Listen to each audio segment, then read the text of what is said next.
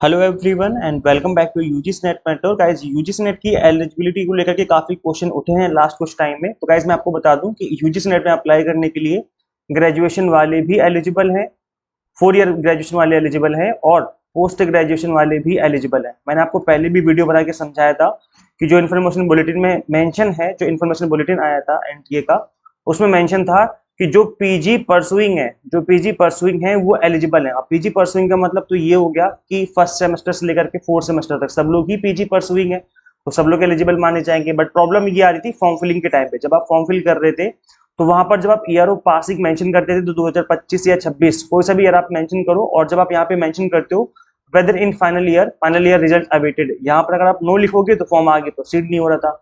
तो एनटीए ने ये बोला है कि आप यहाँ पर यस करके आगे प्रोसीड कर लो, क्योंकि यहाँ पर फॉर्म फिलिंग में अगर आगे नो करके प्रोसीड नहीं हो रहा तो उस केस में फिर आपको यस करके ही आगे प्रोसीड करना होगा। एनटीए ने साफ साफ बोल दिया है कि कोई दिक्कत नहीं है, आप यहाँ पर यस करके आगे प्रोसीड कर सकते हैं।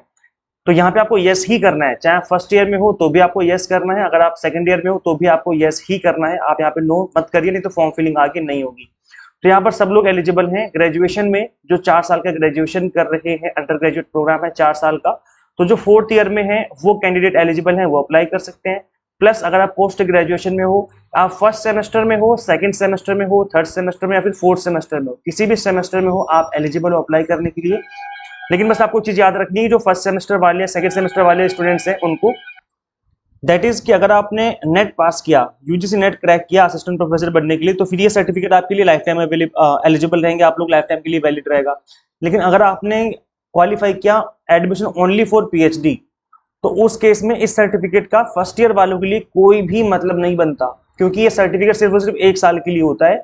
उसके बाद ये सर्टिफिकेट इनवैलिड माना जाता है, जो एडमिशन टू पीएचडी वाला होता है सर्टिफिकेट। तो ऐसे में अगर आप फर्स्ट ईयर में हो तो फिर आप 1 साल में कंप्लीट ही नहीं कर पाओगे अपनी पीजी। तो ऐसे में आपका सर्टिफिकेट मिल भी जाएगा तो कुछ नहीं कर पाओगे आप उसका, क्योंकि पीएचडी में तो आप एडमिशन ले नहीं सकते जब तक आपकी पीजी कंप्लीट नहीं हो जाएगी। लेकिन अगर आप सेकंड सेमेस्टर मतलब थर्ड सेमेस्टर या फोर्थ सेमेस्टर में हो तो उस केस में मे भी शायद ऐसा चांस बन जाए, ऐसा टाइम पीरियड हो जाए कि आप कवर कर लें अपना, जब रिजल्ट आए तब तक अपना जो आपका पीजी है वो कंप्लीट कर लें, और उसके बाद फिर आपको 1 साल का टाइम मिल जाएगा और आप उस सर्टिफिकेट का यूज करते हुए पीएचडी में एडमिशन ले पाएंगे। तो जो फर्स्ट ईयर वाले हैं आप लोग नेट पे फोकस करिए, अगर नेट पास होगा या फिर जेआरएफ पास करते हो तो ही आपके लिए फायदेमंद वाली चीज है। अगर आप ओनली पीएचडी क्वालिफाई करोगे तो सर्टिफिकेट किसी काम का नहीं, क्योंकि आप पीएचडी में एडमिशन नहीं ले पाओगे।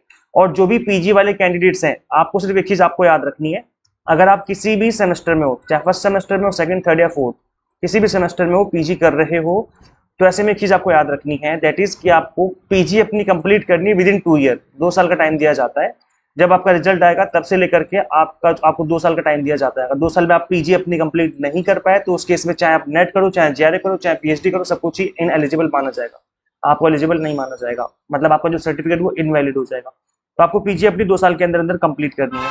तो ये आपको अपना लक्ष्य बना के चलना है। आई होप आपको समझ में आ गया होगा। और सब लोग फॉर्म फिल करो, कोई दिक्कत नहीं। फॉर्म फिल में बस यहाँ पे आपको नो करके अप्लाई, यस करके आपको आगे प्रोसीड करना है, आराम से फॉर्म फिलिंग हो जाएगी, कोई दिक्कत नहीं आएगी। सो ये एक अपडेट है जो कि आप सभी को मुझे देना था। इसके अलावा गाइस अभी देखो एग्जाम में 60 डेज बचे हुए हैं, तो हमने भी आपको पेपर 1 का 2 मंथ का exam targeted crash course available करवा दिया है। क्रैश कोर्स का मतलब ये है कि हर एक टॉपिक को हमने 30 से 40 मिनट के अंदर एक्सप्लेन किया हुआ है। तो मतलब एक टॉपिक पे आपको ज्यादा टाइम नहीं देना, 30 से 40 मिनट में आप एक्सप्लेन करते हुए चीजों को आगे बढ़ते जाएंगे। और डेटा इंटरप्रिटेशन हो गया, फिर मैथ्स हो गया, इनको तो मैंने बिल्कुल बेसिक से एक्सप्लेन किया हुआ है। कोई 7th 8th क्लास का स्टूडेंट देखेगा तो वो भी समझ जाएगा। तो न्यूमेरिकल पोर्शन में मैंने बहुत ही इजी में चीजों को एक्सप्लेन किया हुआ है। यहाँ पर कंप्लीट कंटेंट बाइलिंगुअल मिलेगा आपको, 100 मॉक टेस्ट मिलेंगे, प्रैक्टिस करने के लिए पीडीएफ नोट्स मिलेंगे, कंप्लीट वीडियो लेक्चर्स मिलेंगे। पेपर 1 के अलावा कॉमर्स, मैनेजमेंट, पॉल साइंस और इन सभी के कॉम्बो कोर्स में हमने 2 मंथ के ड्यूरेशन में आपको अवेलेबल करवा दी है। तो आपको कोर्स ओपन करने हैं, अगर आप कॉम्बो एनरोल करने या फिर कोर्सेज लेना चाहते हैं सब्जेक्ट वाइज, तो इसमें आपको कोर्स ओपन करके आपको वैलिडिटी के ऑप्शन पे क्लिक करके 2 मंथ वाली वैलिडिटी सिलेक्ट कर लेनी है। तो इस तरीके से आप 2 मंथ वाले कोर्स पे एनरोल कर पाएंगे। करना क्या है, आपको सिंपली गूगल प्ले स्टोर से एग्जाम मेंटर ऐप इंस्टॉल कर लेनी है अपने मोबाइल फोन में। अगर आप iOS यूजर है तो उसका लिंक भी आपको इसी वीडियो के डिस्क्रिप्शन बॉक्स में, कमेंट बॉक्स में अलग से देखने को मिल जाएगा। कंप्लीट कंटेंट इसी ऐप पे अवेलेबल है। So thank you so much watching this video. Share जरूर करें इस वीडियो को ज्यादा से ज्यादा, ताकि सभी तक इन्फॉर्मेशन पहुंच पाए। And subscribe for UGC update and assistant professor job updates. Guys हम लोग मिलते हैं फिर नेक्स्ट वीडियो में। Till then keep watching UGC NET mentor. Thank you so much.